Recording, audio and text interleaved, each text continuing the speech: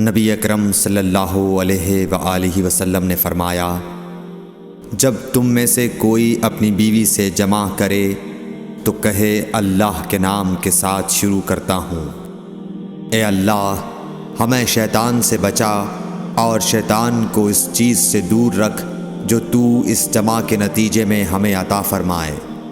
یہ دعا پڑھنے کے بعد جمع کرنے سے میاں بیوی کو جو اولاد ملے گی اسے شیطان نقصان نہیں پہنچا سکتا۔ صحیح بخاری حدیث نمبر 141۔ رسول کریم صلی اللہ علیہ وسلم جب قضاء حاجت کے لیے بیت الخلاء میں داخل ہوتے تو یہ دعا پڑھتے، اے اللہ میں ناپاک جنوں اور ناپاک جنیوں سے تیری پناہ مانگتا ہوں۔ صحیح بخاری حدیث نمبر 142۔ ابن عباس رضی اللہ عنہ سے روایت کرتے ہیں، ابن عباس رضی اللہ تعالیٰ عنہ سے روایت ہے کہ نبی کریم صلی اللہ علیہ وسلم بیت الخلاء میں تشریف لے گئے۔ میں نے بیت الخلاء کے قریب آپ کے لیے وضو کا پانی رکھ دیا۔ باہر نکل کر آپ نے پوچھا یہ کس نے رکھا؟ جب آپ کو بتلایا گیا تو آپ نے میرے لیے دعا کی اور فرمایا، اے اللہ اس کو دین کی سمجھ عطا فرمائیو۔ صحیح بخاری حدیث نمبر 143۔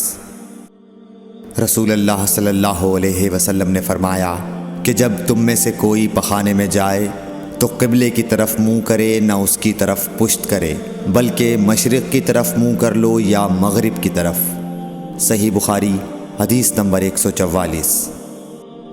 لوگ کہتے تھے کہ جب قضاء حاجت کے لیے بیٹھو تو نہ قبلے کی طرف منہ کرو نہ بیت المقدس کی طرف۔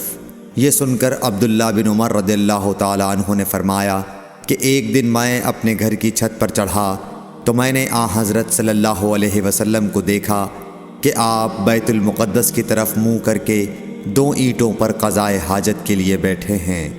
پھر عبداللہ بن عمر رضی اللہ عنہ نے واسع سے کہا کہ شاید تم ان لوگوں میں سے ہو جو اپنے چوتڑوں کے بل نماز پڑھتے ہیں۔ تب میں نے کہا اللہ کی قسم میں نہیں جانتا کہ آپ کا مطلب کیا ہے۔ امام مالک رحمۃ اللہ نے کہا کہ عبداللہ بن عمر رضی اللہ تعالیٰ عنہ نے اس سے وہ شخص مراد لیا جو نماز میں زمین سے اونچا نہ رہے، سجدے میں زمین سے چمٹ جائے۔ صحیح بخاری حدیث نمبر 145۔ رسول اللہ صلی اللہ علیہ وسلم کی بیویاں رات میں مناصے کی طرف قضاء حاجت کے لیے جاتی اور مناصے ایک کھلا میدان ہے، تو حضرت عمر رسول اللہ صلی اللہ علیہ وسلم سے کہا کرتے تھے کہ اپنی بیویوں کو پردہ کرائیے، مگر رسول اللہ صلی اللہ علیہ وسلم نے اس پر عمل نہیں کیا۔ ایک روز رات کو عشاء کے وقت حضرت سودا بنت زمعہ رسول اللہ صلی اللہ علیہ وسلم کی اہلیہ جو دراز قد عورت تھیں باہر گئیں۔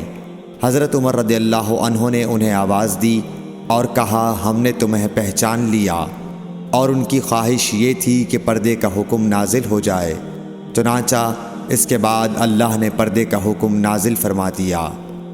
صحیح بخاری حدیث نمبر 146۔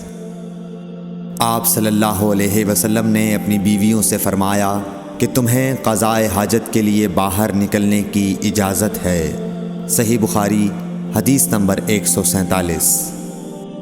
عبداللہ بن عمر رضی اللہ تعالیٰ عنہ فرماتے ہیں کہ ایک دن میں اپنی بہن اور رسول اللہ صلی اللہ علیہ وسلم کی اہلیہ محترمہ حفصہ کے مکان کی چھت پر اپنی کسی ضرورت سے چڑھا تو مجھے رسول اللہ صلی اللہ علیہ وسلم قضاء حاجت کرتے وقت قبلے کی طرف پشت اور شام کی طرف منہ کیے ہوئے نظر آئے۔